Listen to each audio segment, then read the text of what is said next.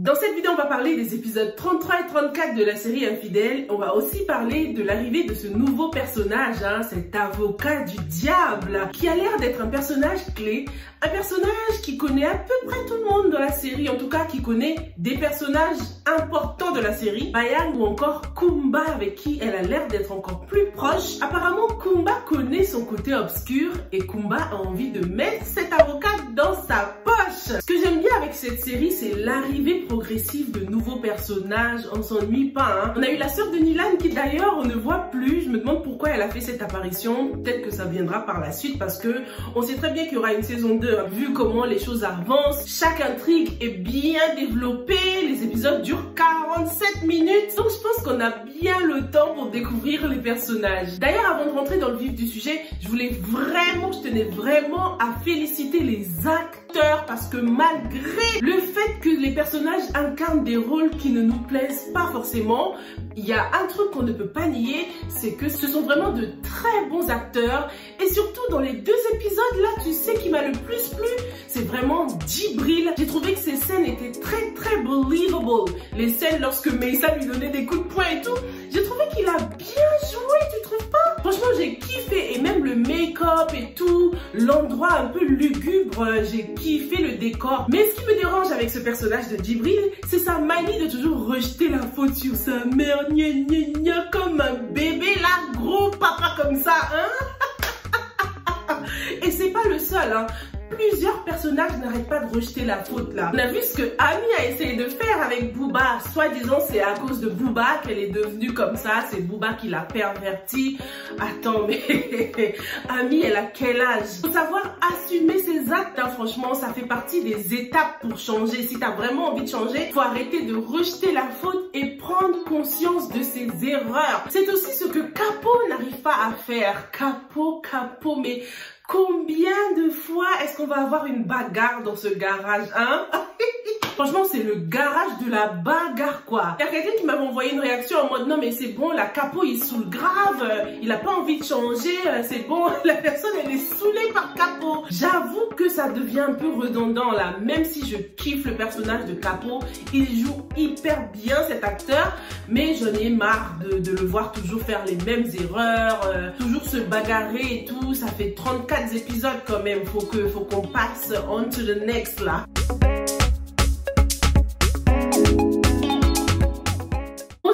Bienvenue sur Yuri TV, moi c'est Sylvia et sur cette chaîne on fait des revues et des analyses de films et séries afro. Sur cette chaîne on aime aussi donner notre opinion sur nos séries préférées, donc si c'est quelque chose qui t'intéresse, n'hésite pas à t'abonner à la chaîne, active aussi la petite cloche pour ne rater aucune nouvelle revue. On a aussi Guizou M qui nous dit le pauvre Capo est de plus en plus ridicule, je trouve. Ça y est, Capo il commence à saouler. Sissou 936 nous dit j'aime bien Capo parce qu'il amène de l'ambiance, c'est clair, Sans Capo il n'y a pas d'ambiance. Mais là il est allé trop loin, il n'assume même pas. Kadi Kunte elle nous dit Capo a pété les plombs, mais à un moment il faut qu'il grandisse et assume ses actes, je te jure. Non mais Capo c'est bon, il faut qu'il change. Il n'arrête pas de rejeter la faute sur les autres, c'est pas possible quoi. On a Fatou TB qui nous dit je pense qu'il faut que Capo aille se fourrer le nez dans de gros problèmes avant d'ouvrir les yeux. Mais en fait, je sais pas, qu'est-ce qu'il lui faut à Capo selon toi? Qu'est-ce qui va vraiment le pousser à changer? Peut-être qu'une fois qu'il ira en studio, qu'il va enregistrer son rap, il se rendra compte qu'en fait, le rap, c'est pas sa tasse de thé, tu vois. Une fois qu'il aura vraiment réalisé ce rêve d'aller en studio, c'est peut-être à ce moment qu'il va se rendre compte que non, il est meilleur mécanicien que rappeur. Parlons aussi de Mbayang qui est prête à tout pour conserver son mariage, qui est prête à tout pour ne pas perdre tout ce qu'elle a construit depuis toutes ces années. Mais j'ai envie de dire, mais qu'est-ce que t'as fait, Mbayang? Qu'est-ce que t'as construit dans ce mariage? Depuis le début, on voit que c'est ton mari qui t'offre tout, c'est ton mari qui te met bien. Lorsqu'elle est allée voir l'avocate, je me disais, mais pourquoi elle se voile la face comme ça? Certes, elle lui a donné une jolie fille, mais à part ça, on voit depuis le début que Mbayang n'apporte absolument rien à ce mariage. J'ai kiffé la scène du marabout, moi je kiffe, je sais pas pourquoi. Dis-moi toi aussi, si toi aussi c'est pareil, hein. Mais je kiffe lorsqu'il y a des scènes mystiques comme ça. Elles vont voir le marabout et tout. Je sais pas pourquoi. Pourtant c'est pas mon truc, hein, les marabouts. Mais je trouve que ça rajoute tout de suite du mystique, du mystère dans les séries et tout, tu vois. J'ai kiffé le fait qu'elles soient allées voir un marabout. Preuve qu'elles n'apprennent pas de leurs erreurs. C'est des femmes vraiment têtues, hein. Joli costume aussi lorsqu'on voit que Nilan et Mbayang sont habillés en noir et blanc. Mbayang qui porte le noir, hein. Preuve qu'elle est un peu plus diabolique que Nilan quand même. Et on le voit depuis le début de la série. Non seulement elle veut garder son mari, mais en plus elle veut garder Booba.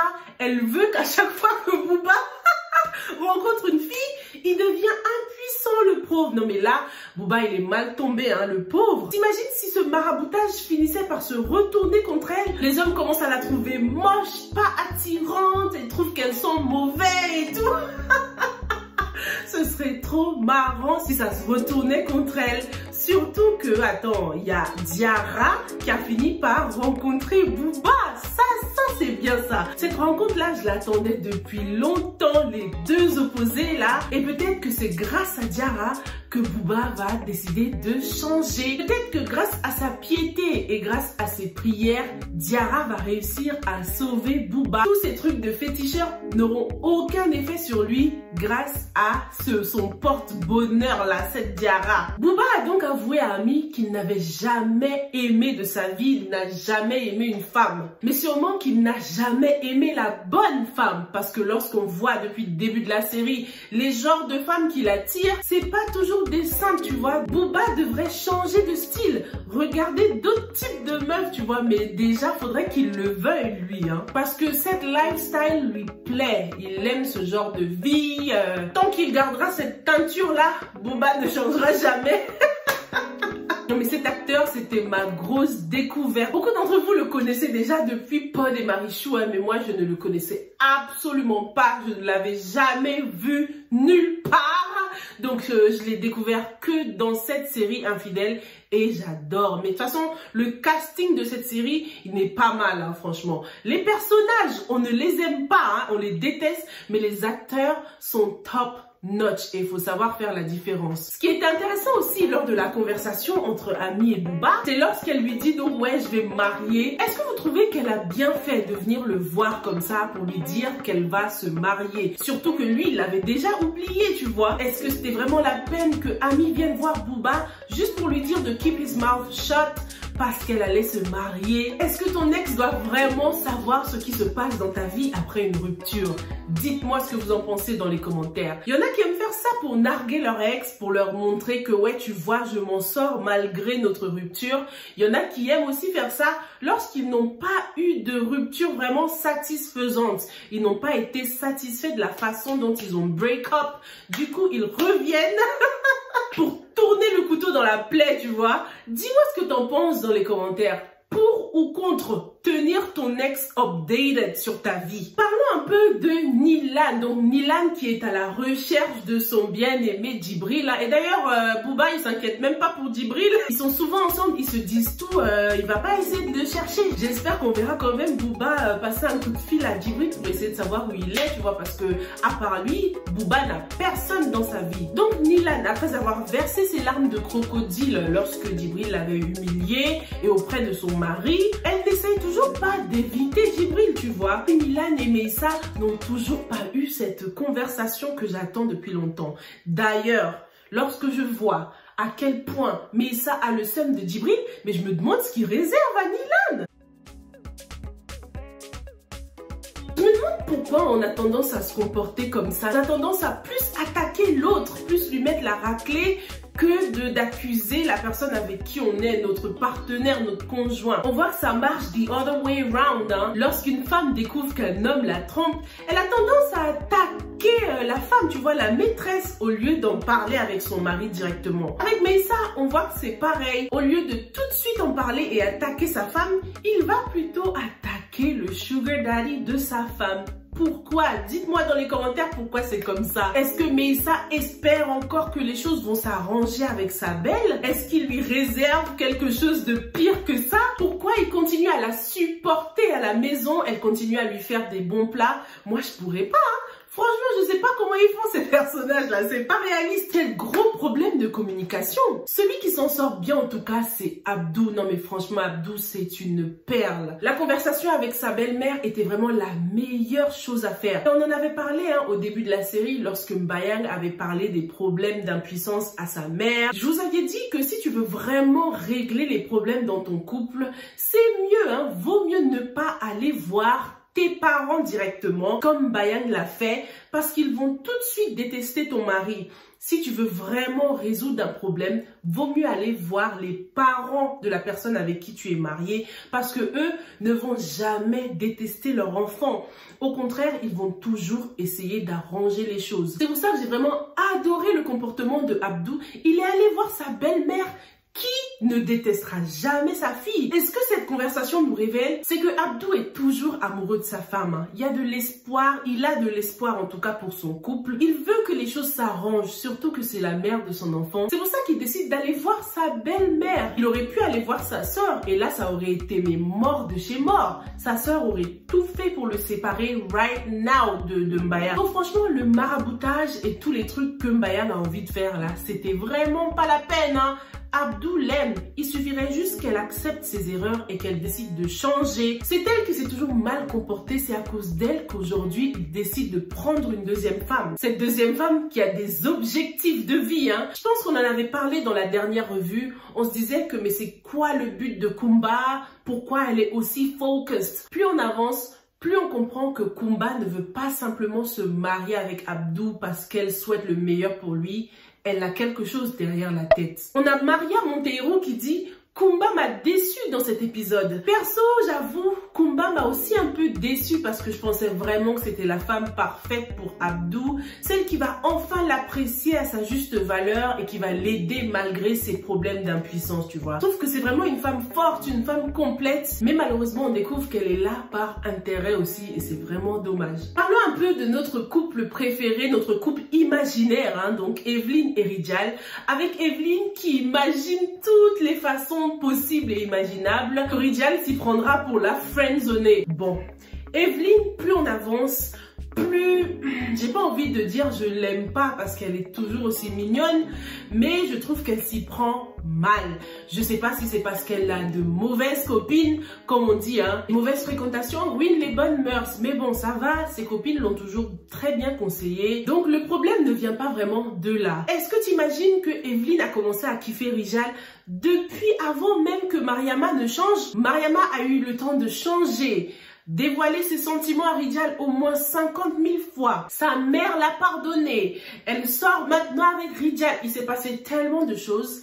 Et Evelyne, de son côté, elle est encore en mode « Ah, je sais pas, Antoine, Rijal, il faut que je lui dise, mais qu'est-ce qu'elle attend ?» En plus, comme je le dis toujours, jusqu'ici, Antoine n'a pas fait de grosses fautes pénalisables, quoi. C'est un homme pieux qui est assez strict, mais il n'a jamais commis d'infidélité. Au contraire, il a repoussé la tentation. Donc franchement, bravo à lui, même si on l'aime pas beaucoup, tu vois, et même si on préfère évidemment Evelyne et Rijal. On a Nasley qui nous dit « Bizarrement, je préfère voir Rijal avec Evelyne. Je pense que tu n'es pas seule, On préfère tous Rijal et Evelyne, mais pour l'instant en tout cas, le couple Mariama-Rijal s'en sort hyper bien. On pourrait même dire que c'est un couple exemplaire. Vu le parcours qu'ils ont eu, c'est vraiment beau, quoi. Mais qu'est-ce qui pourrait nuire à ce couple? Qu'est-ce qui ne va pas marcher? Dis-moi dans les commentaires si tu te doutes, si tu sais pourquoi Rijal et Mariama ne finiront pas ensemble, ne finiront pas par se marier, peut-être parce que